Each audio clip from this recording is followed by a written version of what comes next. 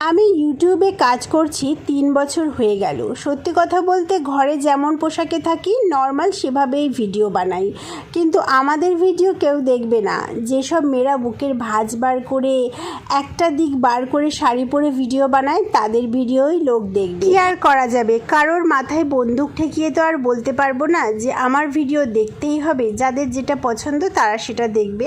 আজকে অনেক দিন বাদে অনেক কিছু রান্না করেছি। পটল আলু দিয়ে মাছের ঝোল আর পটলের খোসা লাউয়ের খোসা ভর্তা আর লাউ দিয়ে চিংড়ি।